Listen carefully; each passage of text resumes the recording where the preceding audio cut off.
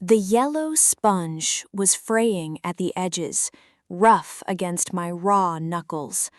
I stood at the cramped kitchen sink, methodically scrubbing a ring of congealed grease from a discount ceramic plate.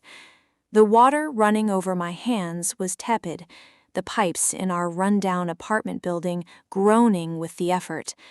Outside the single, grimy window, the neon sign of the convenience store below flickered, casting a sickly red glow over the peeling floral wallpaper. Behind me, the silence was a coiled spring. "I'm not eating that."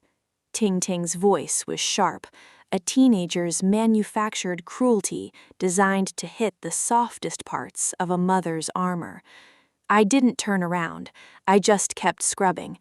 I had spent 10 hours on my feet at the supermarket registry, followed by a 3-hour shift cleaning a corporate office across town. My spine felt like a stack of grinding stones. "It's beef stew," I said. My voice didn't sound like mine anymore. It sounded like dry leaves scraping across concrete. "It took 2 hours to simmer. Eat." "It's slop," she shrieked. I heard the scrape of the chair, followed instantly by the heavy, sickening crash of porcelain against linoleum. I finally stopped scrubbing. The water kept running, splashing against the empty sink. I turned slowly. The cheap bowl I had bought 3 years ago was shattered into jagged white teeth across the floor. The stew was splattered against the baseboards, the rich smell of soy sauce and burnt garlic rising into the stale air of the kitchen. Ting Ting stood there, her chest heaving, her eyes blazing with a hatred that I no longer had the energy to decipher. "I hate you," she spat, her voice trembling. "You don't understand anything about love, about life. You just work and sleep and stare at the walls. I'd rather die than live this boring, miserable, dead life with you." She didn't wait for an answer. She spun around, her heavy boots stomping down the narrow hallway. Her bedroom door slammed so violently the framed photographs on the wall rattled against their nails. I didn't yell. I didn't cry. The capacity for tears had been hollowed out of me 5 years ago, right around the time the police called to tell me my husband, a man whose veins ran with cheap liquor instead of blood, had wrapped his rusted sedan around an oak tree, leaving me with nothing but loan sharks and eviction notices. I exhaled a long, shuddering breath. I knelt, my bad knee popping loudly in the quiet kitchen. As my calloused fingers closed around a slick, gravy-covered shard of porcelain, it happened. It wasn't a sharp pain, it was a sudden, blinding, suffocating pressure, as if an invisible iron vault had been dropped squarely onto the center of my chest, my lungs paralyzed. I tried to gasp, but my throat was sealed closed. The kitchen tilted violently on its axis. The flickering fluorescent light overhead smeared into a blinding, agonizing streak of white. The shard slipped from my numb fingers, slicing a shallow cut into my thumb. I didn't feel it. I felt the cold linoleum rush up to meet my cheek. The thumping of my heart slowed to a horrific, struggling crawl. "Ah," I thought as the edges of my vision bled into black ink. "So this is it. It's finally over. Just let me rest." Death was supposed to be a void. It wasn't supposed to smell like imported freesia and medical-grade antiseptic. The transition wasn't a peaceful fade into white. It was a violent, jarring snap. One moment I was drowning in the cold blackness of my kitchen floor. The next I was inhaling a sharp, desperate lungful of air that tasted like expensive perfume. My eyes flew open. The overhead light was gone, replaced by a sprawling canopy painted with intricate gilded Renaissance frescoes. The hard, sticky linoleum was gone. Beneath me was a mattress so soft it felt like I was floating in a cloud of warm milk. "Miss, you're awake! Oh, thank the heavens, she opened her eyes!" The voice was high-pitched, shrill, and entirely unfamiliar. I forced my heavy head to turn. A young girl in a crisp, spotless black-and-white maid's uniform was leaning over the bed, her face blotchy with panicked tears. Shao King. The name materialized in my mind, entirely unbidden, and the moment it did, an invisible hammer slammed into my skull. I clamped a trembling hand over my eyes, a raw gasp tearing from my throat as a secondary set of memories violently superimposed themselves over my own. It felt like my brain was being split down the middle. Images flashed like a high-speed film projector. Grand ballrooms, rows of luxury cars, a crying girl staring into a mirror, and a devastatingly handsome young man with cruel eyes. I was Lin Wanru. I was 20 years old.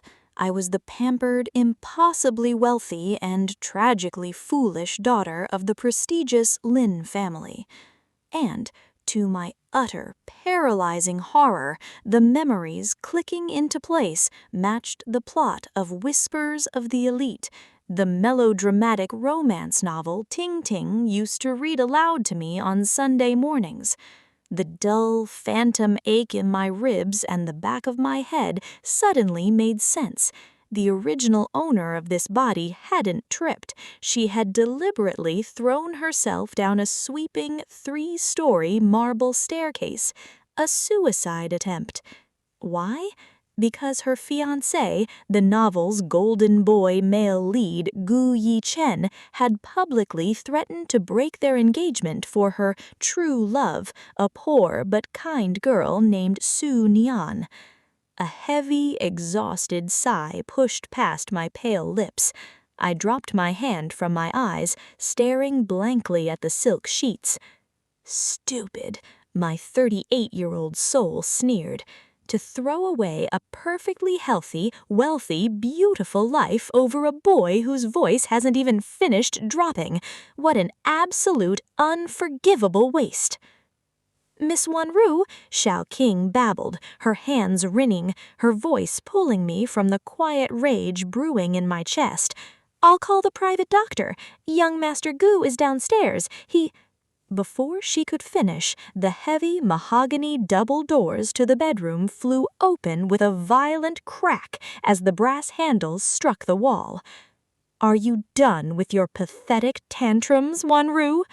I turned my head slowly. The movement lacked any of the frantic desperation the original owner usually displayed. Gu Yi-chen stood framed in the doorway. He was exactly as the author had described, 19 years old, tall, devastatingly handsome, with the sharp, delicate features of a pop idol. His tailored school blazer hung casually off his shoulders, and his eyes were swimming with arrogant, aristocratic disdain. Clinging to his arm like a fragile parasitic vine was Su Nian, her doe eyes wide and already brimming with strategic tears. "Throwing yourself down the stairs, trying to guilt me into staying?" Yi Chen sneered, crossing his arms over his chest, his lip curling.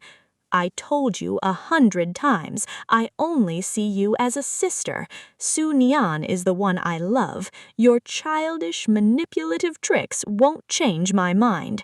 If anything, they just make me disgusted to look at you."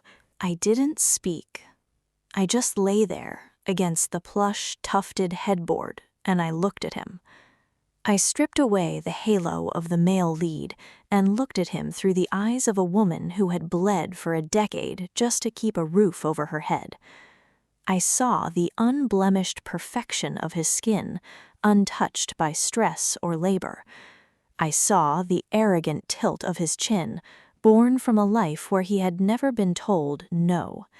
He was an infant, an emotional, inexperienced child playing at adult heartbreak, throwing a tantrum because his toy was acting up.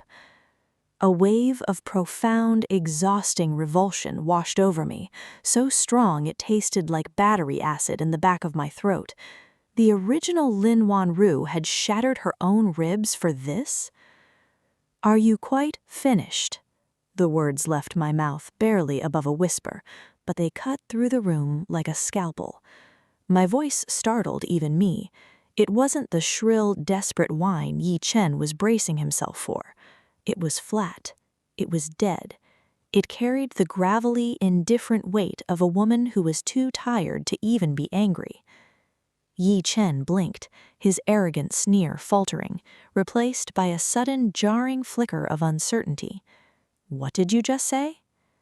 I slowly pushed myself up, ignoring the dull throb in my spine. I pulled the silk blanket up to my waist. I didn't break eye contact with him. I shifted my gaze lazily to the trembling girl on his arm.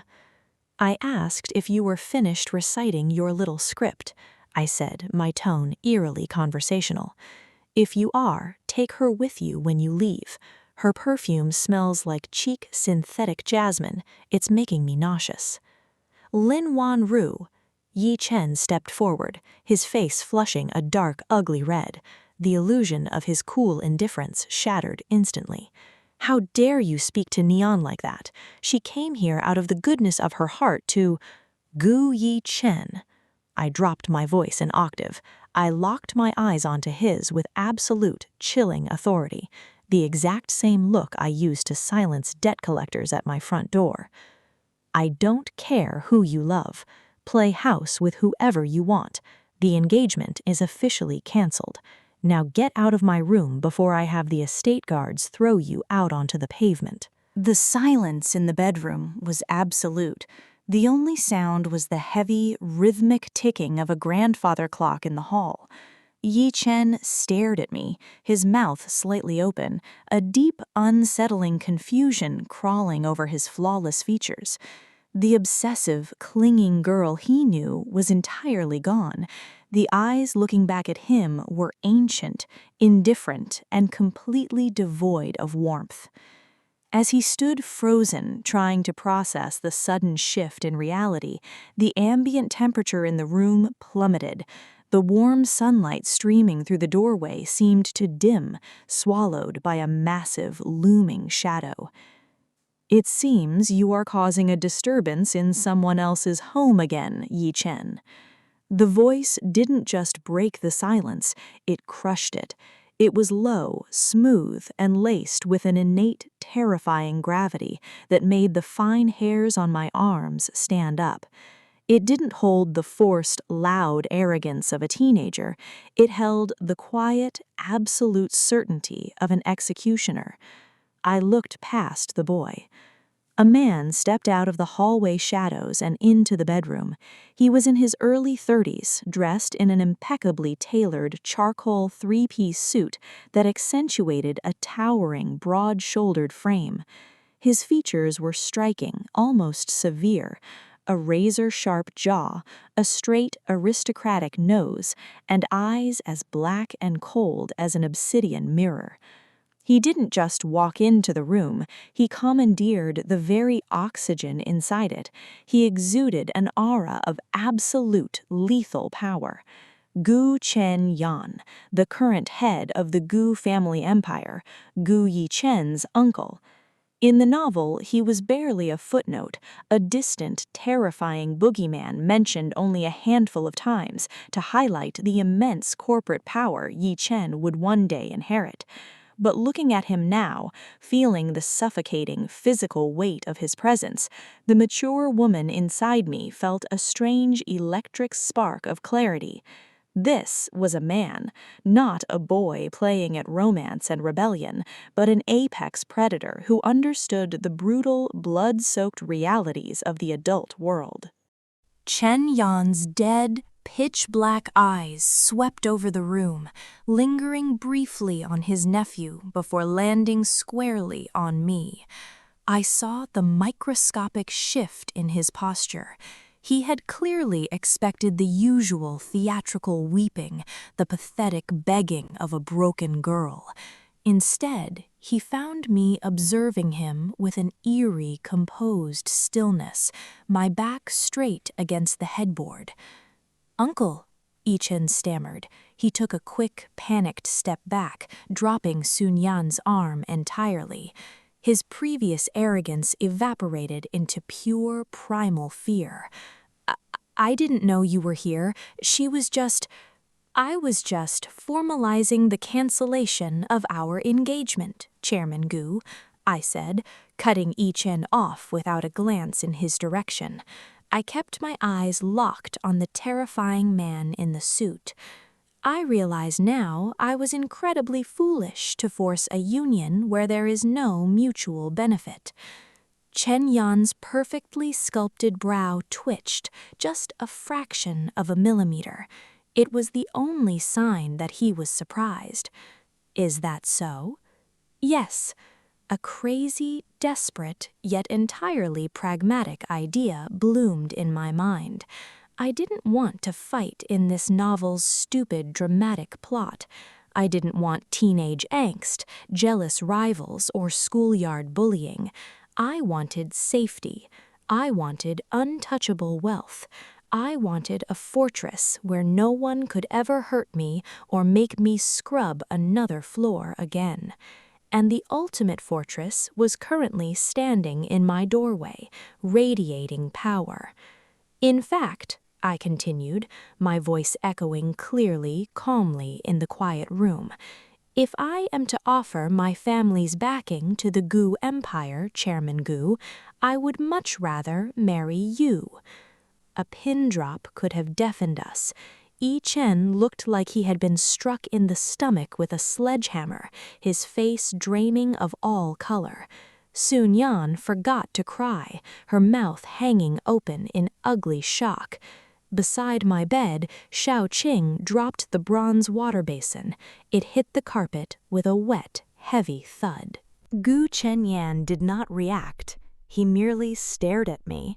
For a long, suffocating minute, those dark, abyss-like eyes dissected my face, peeling back my skin, searching for the joke, the hidden scheme, the childish tantrum.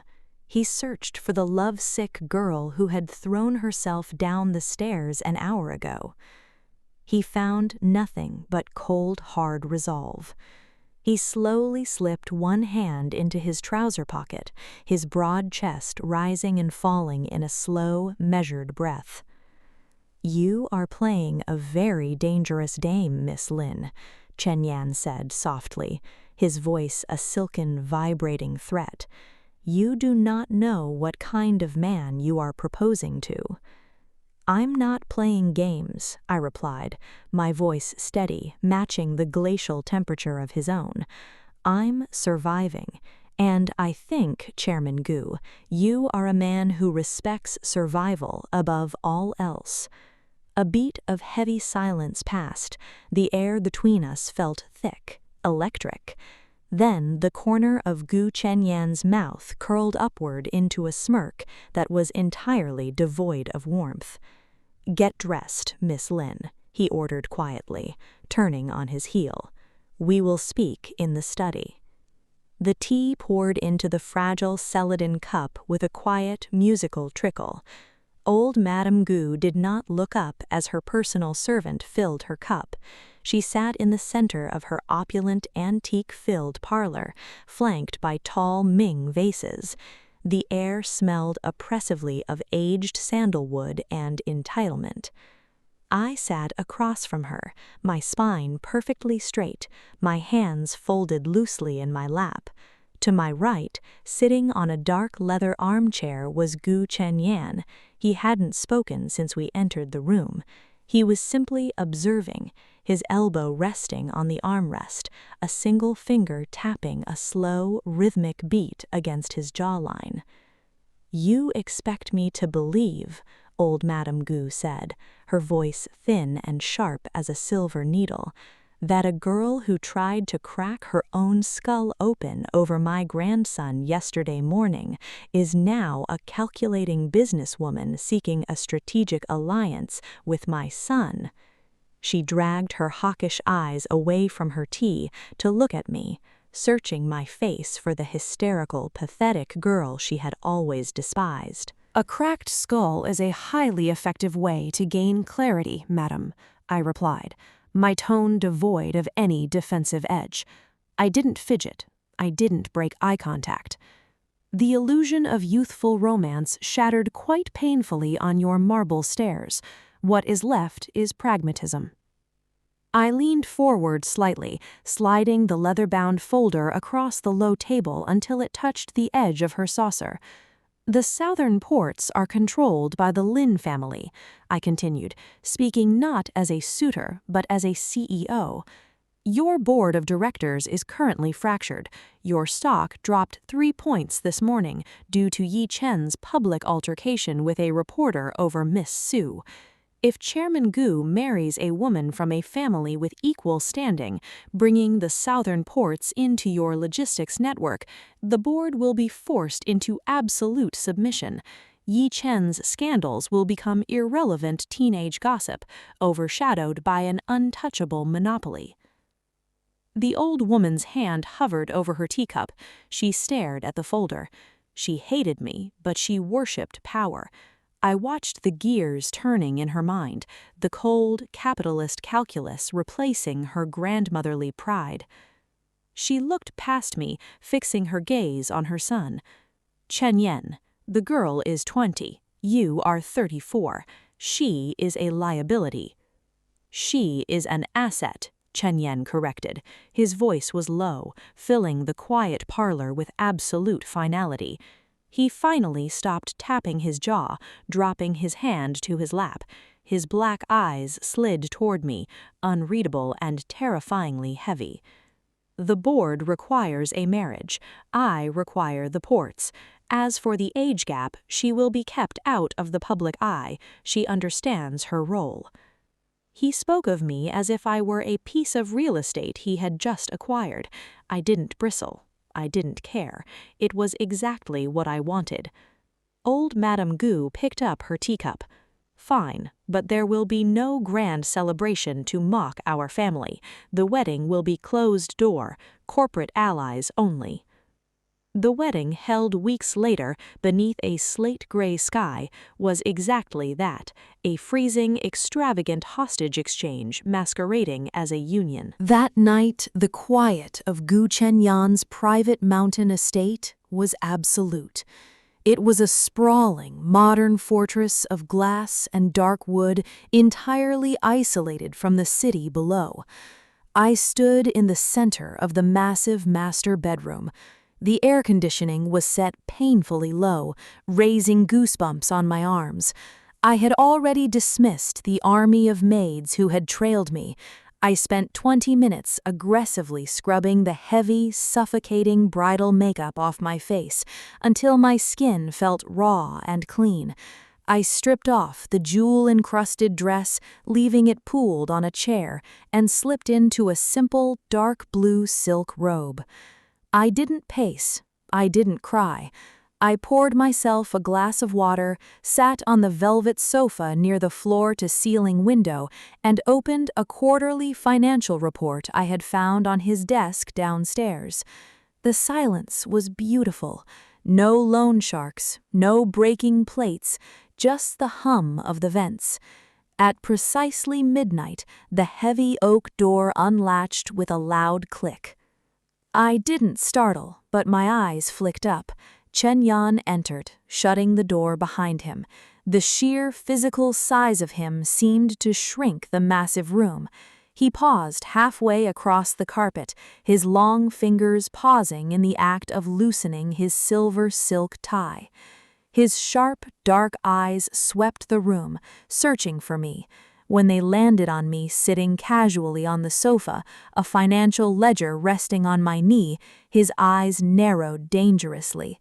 He had clearly expected the trope, a trembling bride sitting on the edge of the bed, perhaps trying to awkwardly seduce him or weeping out of regret for sealing her own tomb. I casually turned a page, took a sip of my water, and offered a mild, polite nod. "Good evening, Chairman." He didn't reply immediately. He finished pulling the tie from his collar, his movements slow and deliberate, and dropped it on a nearby chair. He walked toward me, his leather shoes silent on the carpet. With every step he took, the oxygen in the room seemed to evaporate. He stopped right in front of the sofa. I was forced to tilt my head back to look up at his severe, imposing face. "Let us establish the rules immediately, Lin Wanru," he said. His voice was a low, vibrating rumble that resonated in the center of my chest. "I don't know what psychological game you played to get past my mother, but do not expect a husband. Do not expect romance, or warmth, or a family." He reached into the inner pocket of his suit jacket, pulled out a heavy black titanium credit card, and tossed it onto the glass table next to my water glass. It landed with a sharp, echoing clack. "You have unlimited funds, the title of Mrs. Gu, and your own wing of this estate," he continued. His eyes were cold, unblinking, steadying me like an insect trapped in amber. "You are 20 years old. You are practically a child. I have no interest in playing house with you. Do not ask about my whereabouts. Do not interfere with my business. Stay out of my way and you will live a very comfortable, very quiet life." He stood there, a towering monolith of cold authority, waiting. He was waiting for the inevitable emotional breakdown. I looked at the black card glinting in the dim light. Then I looked up into his abyss-like eyes. I let out a soft, genuine sigh of relief. A small, unforced smile touched my lips for the first time since I had woken up in this world. "Mr. Gu," I said softly, my voice rich with sincere gratitude, "that is the most romantic thing any man has ever said to me." Chenyan froze. The imperious, unreadable mask cracked. His eyes flared with a sudden, jarring spark of absolute confusion. He actually took a microscopic half-step back, his posture stiffening as if I had physically struck him. "I don't want love," I continued calmly. I closed the financial folder, set it aside, and stood up. Even barefoot, standing before a man who was easily a foot taller than me, I held my ground. I didn't shrink into myself. "I want peace. I won't bother you. I won't ask where you are at night. I won't cause scandals. You do your job and I will be your perfect, invisible, highly profitable wife on paper." I walked past him, making sure the silk of my robe didn't even brush against his suit trousers.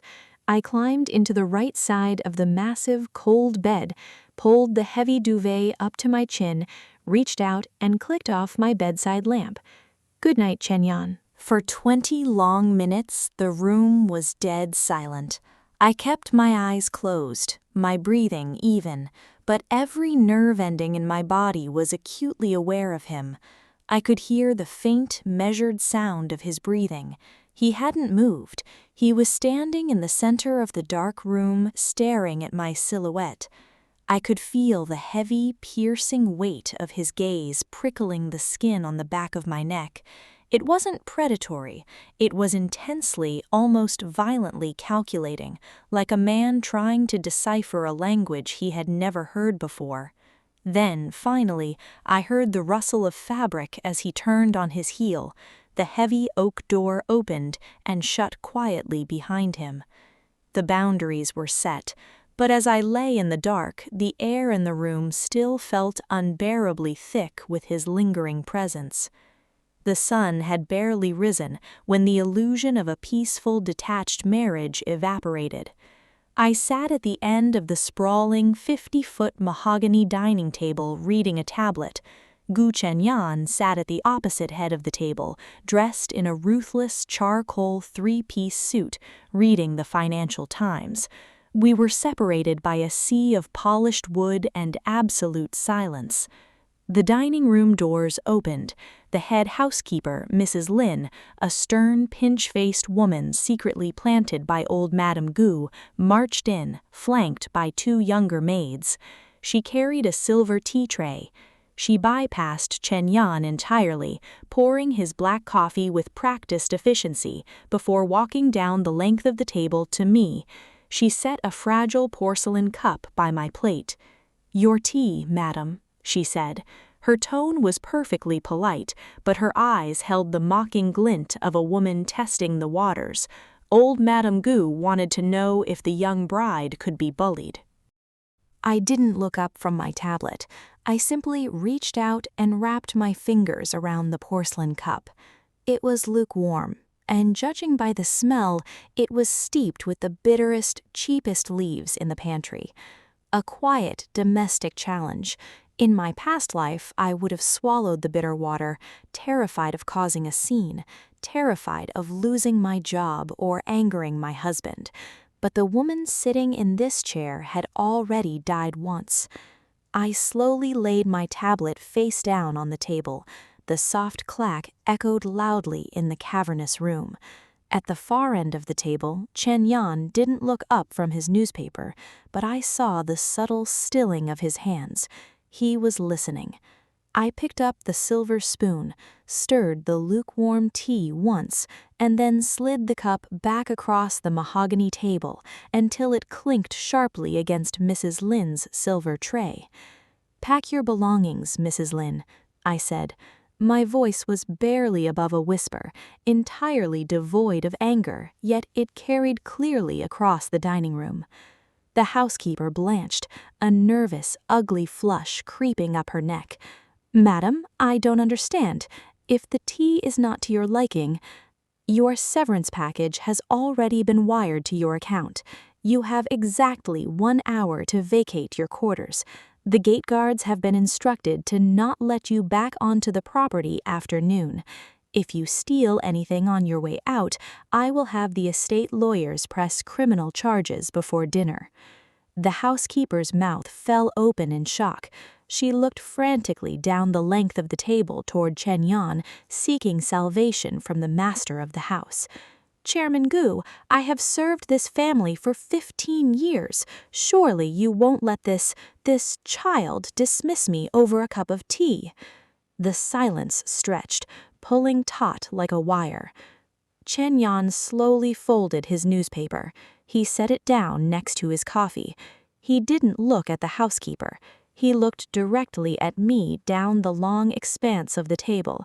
His black eyes were entirely unreadable, searching for a flicker of hesitation or panic. He found none. "Mrs. Lin," Chenyan finally spoke, his deep baritone vibrating through the room. "You heard my wife. You have 59 minutes left." The housekeeper burst into tears and fled the room, the 2 younger maids scurrying out behind her like frightened mice. The heavy oak doors clicked shut. I picked my tablet back up, returning to the stock reports as if I hadn't just ruthlessly fired a 15-year veteran of the household. "You didn't ask my permission," Chenyan noted, his voice drifting down the table. "You gave me the black card and the title of Mrs. Gu," I replied, not looking up. "I assumed managing the staff fell under the umbrella of not bothering you with trivial matters." I heard the scrape of his chair. Footsteps, heavy and measured, approached down the length of the carpet. I didn't look up until his massive shadow fell over me, blocking out the morning sun from the windows. Chenyan leaned over my shoulder, bracing one hand on the table beside my tablet. The scent of him, sharp sandalwood and dark coffee, enveloped me. "You fired my mother's spy on your first morning here," he murmured, his voice dropping to a low, dangerous register right next to my ear. "A spy who serves cold tea is incompetent," I said calmly, forcing my heart to keep a steady rhythm despite his overwhelming physical proximity. "If she's going to spy, she should at least pour properly." I heard a sound. It was low, rough, and startling. A chuckle. Gu Chenyan, the ruthless, unfeeling titan of industry, was laughing softly under his breath. He straightened up, his hand lingering for a fraction of a second on the back of my chair. He turned and walked out of the dining room. I sat alone in the sunlight, staring blindly at my tablet, realizing that the lines of our battlefield had just shifted entirely. Chapter 4. The Audit of True Love. I didn't spend my days lounging in the Gu estate gardens. I spent them buried in the Gu Group corporate ledgers, tracking the labyrinth of internal family accounts. What I found was a hemorrhage of money, mostly funneling directly into Gu Yichen's secondary expense account. It was time to clean house. I sat behind the massive mahogany desk in a secondary study I had claimed as my own office. A neat stack of credit card statements sat in front of me. At 10 a.m. sharp, the doors opened. Gu Yichen walked in, looking annoyed and arrogant, a designer watch glimmering on his wrist. Trailing just behind him, her hand tucked delicately into the crook of his arm, was Sun Yan. She wore a soft, pale pink dress and a necklace that caught the light, trying to project the image of a supportive, innocent confidant. I was told the internal auditor requested a meeting regarding my trust accounts, Yi Chen said, stopping in front of the desk. He blinked when he realized it was me. He immediately sneered. Wanru, what is this? Playing corporate executive now? Why are you sitting there? I didn't answer right away. I let the silence hang, watching them. I looked at Sun Yan, noting how her eyes flicked greedily around the luxurious study before settling on me with a hidden, calculating smugness. She thought I was doing this out of jealousy. Sit, I instructed quietly. I'm not sitting for you, Yi Chen scoffed. If my uncle isn't here, I'm leaving. Come on, Yan.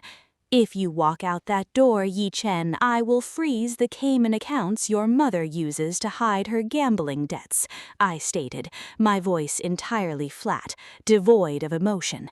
Yi Chen froze. The color drained rapidly from his face. He swallowed hard and slowly sat down in the leather chair opposite the desk. Sun Yan, looking confused by the sudden shift in power, sat tentatively beside him. Good, I said. I picked up the top sheet of paper. I am reviewing the secondary expense accounts attached to the Gu corporate umbrella. Yi Chen, in the last month you have charged $600,000 to corporate. It's my family's money, he shot back defensively. It is corporate money, meant for client entertainment and logistics, I corrected him. I slid a printout across the desk. It faced Sun Yan perfectly.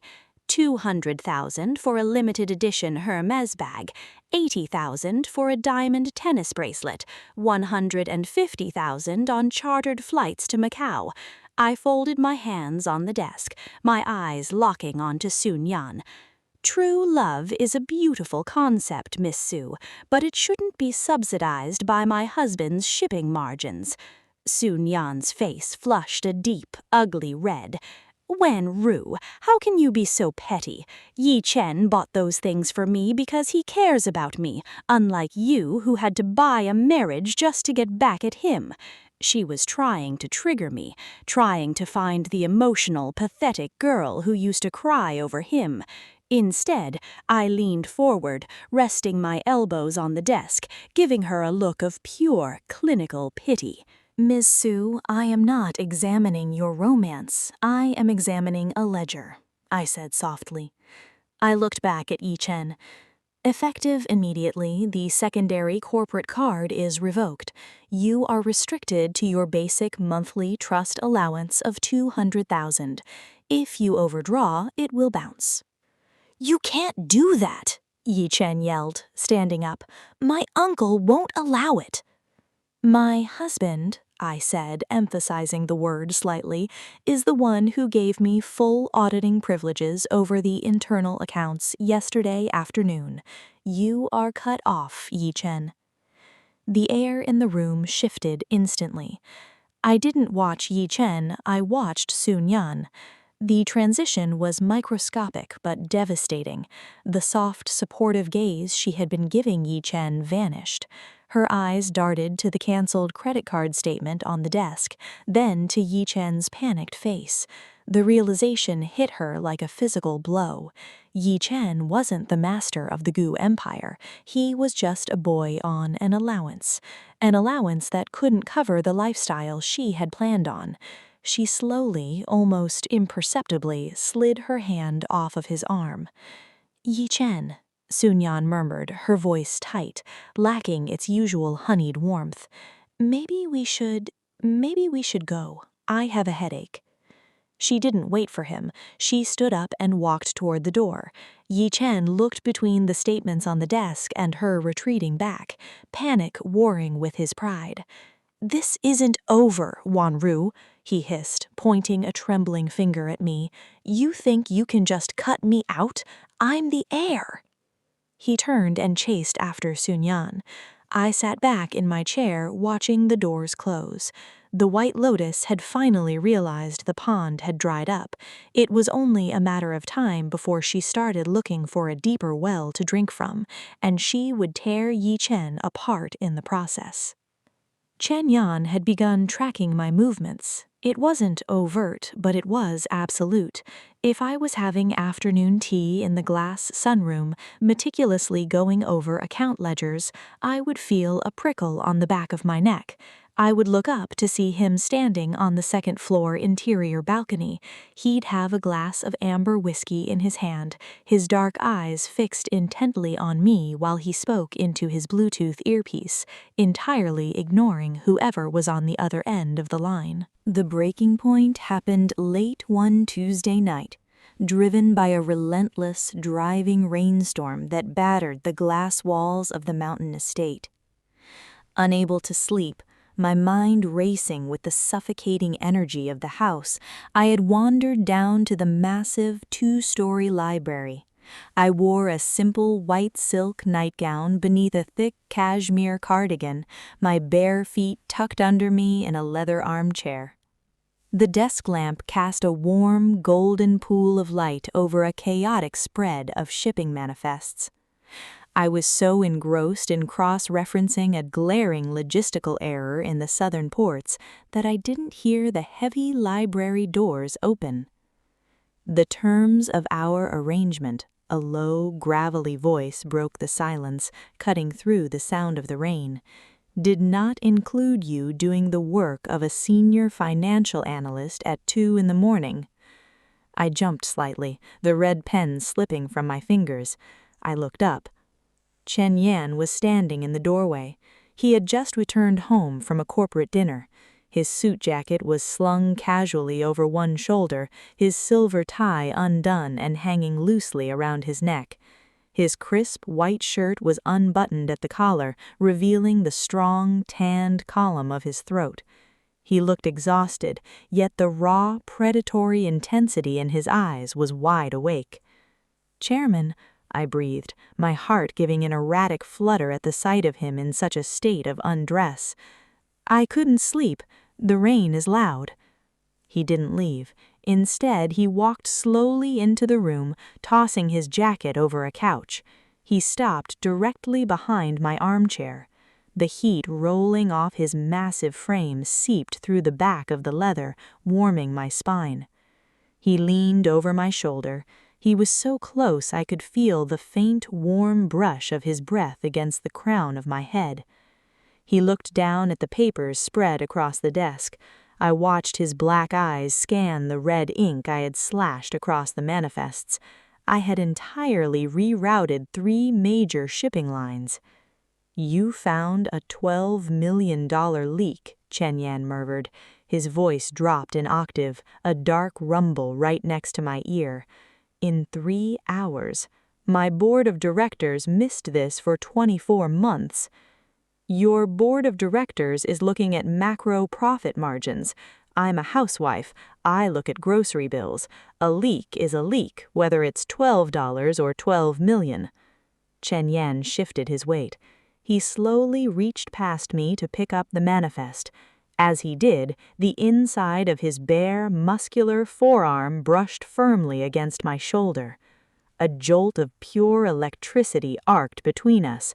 I gasped softly, entirely involuntary, my fingers curling tightly into my palms. Chenyan froze. His hand paused midair. Slowly, deliberately, he lowered his arm, resting his large, calloused hand flat on the desk right next to mine. He didn't pull away. He turned his head slightly, his dark, obsidian eyes locking onto my profile. "Why are you doing this, Wanru?" he asked, softly. The cold, unfeeling CEO tone was entirely gone, replaced by a dark, intense hunger. "I gave you the black card. I gave you unlimited wealth. You could be vacationing in Paris. Instead, you are sitting in the dark fixing my company. Why?" I turned my head to look at him. Our faces were mere inches apart. I could see the faint shadow of stubble on his jaw, the raw exhaustion in his eyes, mixed with something far more dangerous. It was profound, quiet admiration, bleeding rapidly into obsession. "Because I trust ledgers, Chenyan," I whispered. The truth slipped out before I could stop it, fueled by the late hour and the deep intimacy of the storm outside. "I don't trust charity, and I don't like owing anyone, not even my husband." Chenyan stared at me. The air between us thickened, turning heavy and combustible. He looked down at my mouth, his gaze lingering there for a suffocating, agonizing second before slowly tracking up to my eyes. "You owe me nothing," he rasped, his voice rough, unraveling at the seams. "You are my wife. What is mine is yours." He didn't move away. For a terrifying, exhilarating second, I thought he was going to close the distance and kiss me. The tension was a physical weight pressing down on my chest. I found myself leaning in just a fraction of an inch, drawn to his heat like a moth to an open flame. The grandfather clock in the hall struck 2:30 a.m. with a loud, ringing chime. The spell shattered. Chenyan blinked rapidly, his jaw clenching as he abruptly stood up straight, pulling his intoxicating heat away from me. He took a harsh breath, running a hand through his dark hair, looking visibly shaken by his own loss of control. "Go to sleep, Wanru," he ordered, his voice tight, lacking its usual smooth command. "Leave the ledgers." He turned and walked out of the library, his strides longer and faster than usual. I sat frozen in the armchair, my skin burning where his arm had brushed mine, realizing with a spike of genuine panic that the monster was no longer keeping his distance. The final nail in the coffin of Yi Chen and Sun Yan's true love occurred a week later at a high society charity art auction. Chenyan, buried in board meetings, had instructed his security detail to escort me as the official representative of the Gu Group. I wore a tailored midnight blue silk suit that commanded respect, taking a seat in the VIP section. Across the aisle sat Yi Chen and Sun Yan. Yi Chen looked tense, sweating slightly in his designer suit. Sun Yan was distant, her body language angled away from him, her eyes scanning the room of billionaires with poorly concealed hunger. The reality of his slashed allowance had clearly poisoned their dynamic. Yi Chen was desperate to prove to her that he still had power. The centerpiece of the night, an unstunning antique jade necklace from the Qing dynasty, was brought to the podium. "Starting bid is 5 million, the auctioneer called out. Yi Chen raised his paddle immediately. 6 million, he called out, his voice a little too loud, ensuring the room heard him. He looked over at Sun Yan, seeking her validation. She offered a tight, forced smile. I didn't raise my paddle. I simply raised a single finger to catch the auctioneer's eye. 7 million, to the lady in the front row. Yi Chen's jaw tightened. He glared at me across the aisle. He raised his paddle again. 8 million. 9, I countered effortlessly, my voice steady and bored, taking a sip of sparkling water. Whispers erupted through the gallery, the young heir against his new aunt. Chenyan leaned closer to Yi Chen, but it wasn't for support. Her voice carried thinly across the quiet aisle.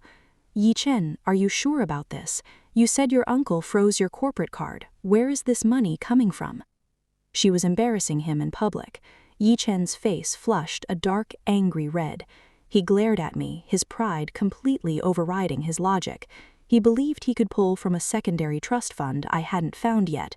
He threw his paddle up. 12 million. The room gasped. It was triple the starting price, an absurd sum. He stared at me, his chest heaving, his eyes burning with defiance. He was waiting for me to counter. I looked at the auctioneer. I lowered my hand to my lap, smiled pleasantly, and gave a slow, definitive shake of my head. 12 million, going once, going twice, sold to Mr. Gu Yi Chen. The gavel cracked. Yi Chen looked stunned. The adrenaline of the bidding war crashed. An attendant approached him with the portable billing terminal, requesting the security deposit. Yi Chen swiped a black card. The terminal beeped. A sharp red light blinked. Declined. The attendant frowned. "Sir, I'm sorry, this card is frozen." The silence in the gallery was absolute. Hundreds of eyes turned to watch the young Gu heir flush violently. He patted his pockets, his hands shaking, offering another card. It beeped. Declined. I sat calmly, smoothing my silk suit. I had frozen those secondary trusts 3 days ago. Chenyan stood up.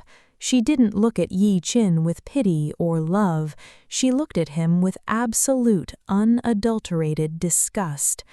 "Nyan, wait, it's just a bank error," Yi Chen stammered, grabbing her wrist, sweat beading on his forehead. "I'll call my mother, I'll fix it." Chenyan ripped her wrist out of his grasp. She looked around the room, acutely aware of the billionaires judging them. "You're embarrassing me, Yi Chen," she said, her voice dripping with ice, loud enough for the first 3 rows to hear. "You lied to me. You don't have any power. You don't even have your own money." She didn't stay. She picked up her clutch and walked swiftly out of the gallery, leaving him standing there alone, bankrupt, publicly humiliated, and utterly broken. The fallout was swift. By the next afternoon, high society gossip channels were ablaze with the story of Yi Chen's humiliation. To escape the ringing phones, I retreated to the sprawling, glass-domed greenhouse at the rear of the estate. The air inside was thick with artificial humidity.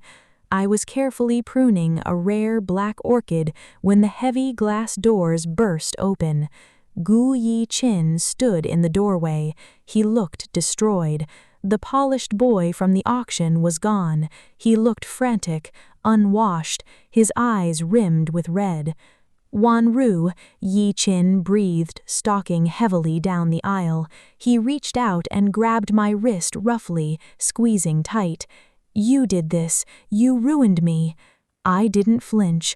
I simply looked down at his pale, trembling hand gripping my wrist, then slowly tilted my head up. "I audited a ledger, Yi Chen," I said, my voice dangerously soft. "Let go of me." "No, you have to listen," his voice cracked, the arrogant facade entirely broken. "She left me. Nyan walked on me. She called me a broke embarrassment. She only cared about the money. I gave up everything for her. I gave up you for her, and she just walked away." He was hyperventilating, realizing the shallow depths of his true love only when he hit the bottom. I said, "Let go." Before I could physically pry his fingers off my skin, a massive shadow eclipsed the bright winter sunlight streaming through the greenhouse doorway. "Remove your hand from my wife." It wasn't a shout. It was a low, lethal, guttural purr that literally vibrated the glass panes of the greenhouse. Yi Chen ripped his hand away as if my skin had suddenly turned to molten iron. He stumbled backward, his eyes widening in sheer terror. Gu Chenyan stepped into the humid air. He had just returned from corporate headquarters. His suit jacket was discarded, his crisp white shirt unbuttoned at the collar, sleeves rolled up past the elbows, exposing corded, muscular forearms. The look on his face was one of pure, unadulterated violence. The temperature in the sweltering room seemed to drop 20 degrees instantly. You have exactly 10 seconds to vacate my property before I have my security team break both of your legs, Chenyan said softly. He wasn't looking at Yi Chen. His burning obsidian eyes were fixed entirely on my wrist, staring obsessively at the faint red indentations Yi Chen's hand had left on my skin. Yi Chen didn't need to be told twice. He fled, his frantic footsteps echoing wildly as he ran down the stone path, leaving a heavy, suffocating silence in his wake. Chenyan walked slowly toward me, his expensive leather shoes crunching over spilled soil. The scent of him, sharp sandalwood and dark coffee, enveloped me. He stopped inches from me. He reached out, his large, calloused fingers gently wrapping around the wrist Yi Chen had just released. He lifted it slightly into the light. His thumb brushed slowly, methodically over the reddened skin, pressing slightly, as if physically wiping away a stain left by another man. The touch sent a violent jolt of electricity straight up my arm, settling low and heavy in my stomach. I gasped softly. Chenyan's eyes snapped up to mine. The dead, cold mask was entirely shattered. His eyes were pitch black, dilated with something raw, untamed, and deeply terrifying. It was absolute, visceral possession. Without a word, he stepped forward, crowding into my personal space, forcing me to take a step back until my spine hit the edge of the heavy wooden potting table. I was trapped between the wood and his massive body. "Did he hurt you?" he murmured, his dark, ragged rasp, his knuckles lingering against my cheek. "No," I managed to say, fighting the overwhelming urge to lean into his touch. "I had it handled." "You are my wife," Chenyan whispered fiercely, the last thread of his control snapping. He leaned down, burying his face in the curve of my neck. I froze, my breath catching in my throat as his hot breath fanned across my sensitive skin. I could feel the violent pounding of his heart against my chest. He inhaled deeply, breathing in the scent of my skin, his hand sliding around my waist to grip my hip with bruising, desperate strength. The dead, cold mask was entirely shattered. His eyes were pitch black, dilated with something raw, untamed, and deeply terrifying. It was absolute, visceral possession. Without a word, he stepped forward, crowding into my personal space, forcing me to take a step back until my spine hit the edge of the heavy wooden potting table. I was trapped between the wood and his massive body. "Did he hurt you?" he murmured, his voice a dark, ragged rasp. His free hand came up, his fingers brushing a stray lock of hair behind my ear, his knuckles lingering against my cheek. "No," I managed to say, fighting the overwhelming urge to lean into his touch. "I had it handled." "You are my wife," Chenyan whispered fiercely, the last thread of his control snapping. "No one touches what is mine," he groaned against my neck, his lips accidentally brushing my collarbone, sending a shockwave of heat straight to my core. "No one looks at you, no one speaks to you, only me." I trembled, my hands coming up to grip his broad shoulders. "Chenyan!" He pulled back suddenly, his chest heaving, his eyes wild with the effort it took to restrain himself. He looked at my lips, hungering, starving, but he didn't close the distance. He didn't want to take, he wanted me to give. He released my waist, his fingers lingering on my hip for an agonizing second before he stepped back, leaving me cold and aching in the humid greenhouse. "Stay inside for the rest of the day," he ordered thickly, before turning and walking away, leaving me to realize I was falling hopelessly, dangerously in love with a monster. The climax of our silent war did not happen in a bedroom, but in the sterile, high-stakes environment of Gu Chenyan's private study. It was Tuesday evening, the night before the highly anticipated Gu family centennial gala. I was in my wing, trying to read a book but failing to process the words, when Xiao King knocked frantically on my door. "Miss Wanru," she whispered, her eyes wide, "the chairman has requested your presence in his study, immediately. He looks angry." "I told you on our wedding night that you were wasting your youth," he whispered hoarsely, his thumb tracing the line of my jaw, dropping down to map the curve of my collarbone. "I told you to stay out of my way." "You did," I breathed, my hands resting flat against his chest, feeling the violent pounding of his heart beneath his crisp shirt. "You gave me a contract of ice." "I was a fool," he snarled softly, leaning in to press a searing kiss to the crook of my neck. "You walked into my life and dismantled my entire world.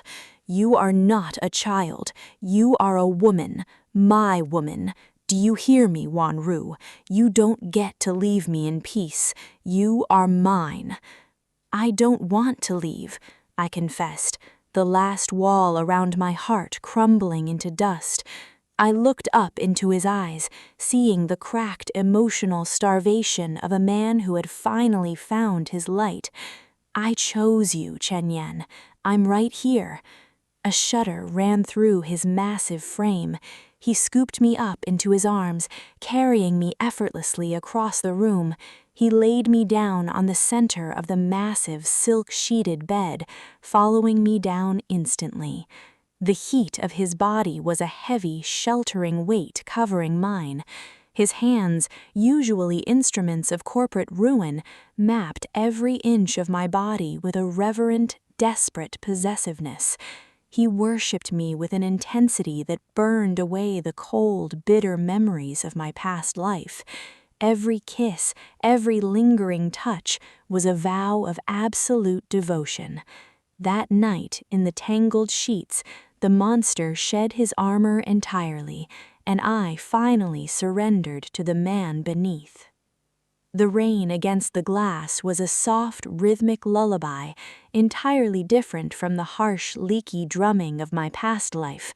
I sat in the glass sunroom of the main estate, curled up in a plush velvet armchair, reading a thick novel. I wore one of Chenyan's oversized dark gray cashmere sweaters, the sleeves pushed up to my elbows, my bare legs tucked beneath me. The tea beside me was perfectly steeped Longjing, warm and fragrant. My face glowed with a healthy, relaxed warmth that had completely erased the tired, gray shadows of the woman who used to scrub congealed grease off discount plates. 2 years had passed. The Gu family had fundamentally changed. Gu Chanmo was a distant memory, exiled to a miserable, heavily monitored life in a cold European country. Han Zhichen's company had been ruthlessly acquired, gutted and absorbed by Gu Group in a hostile takeover, orchestrated jointly by Chenyan and myself. Gu Yichen, his childish arrogance finally broken by the brutal reality of his uncle's wrath, had been shipped off to a harsh military academy overseas. As for old Madame Gu, she had officially stepped down from the board, retiring to a countryside estate. She had realized an undeniable truth. Gu Chenyan was an apex predator, and the only person holding his leash was me. Footsteps echoed softly on the marble floor of the hall. I didn't need to look up to know who it was. The cadence of his walk was engraved in my mind. Chenyan had returned early from a board meeting, as he did almost every day now. He bypassed his study entirely, walking straight into the sunroom. He stopped behind my chair, leaning down to press a soft, lingering kiss to the sensitive skin just beneath my ear. His large hands, still terrifyingly powerful, rested gently on my shoulders, a familiar, heavy, grounding weight. "How was your day?" I asked, turning a page, though a smile already played on my lips. "Meaningless," he answered honestly, in his low, gravelly baritone, his fingers threading slowly through my loose hair, massaging my scalp. "Until I came home." I closed the book and tilted my head back, looking up at him upside down. The cold, dangerous CEO was still there, the world still feared him, but the eyes that looked down at me were filled with a profound, quiet, absolute devotion. He had learned that love wasn't a weakness to be exploited, nor was it just a cage of possession. It was finding the only person in the world who made the silence bearable. He moved around the chair, scooped me up effortlessly into his arms, ignoring my soft laugh of surprise, and carried me toward the stairs. I rested my head against his broad chest, listening to the steady, strong, unyielding rhythm of his heartbeat. I had died a weary, broken woman in a loveless world, only to find my true life and my true protector in a story I was never supposed to belong to. I finally had my peace, and I had the monster who would tear apart the world to keep it for me.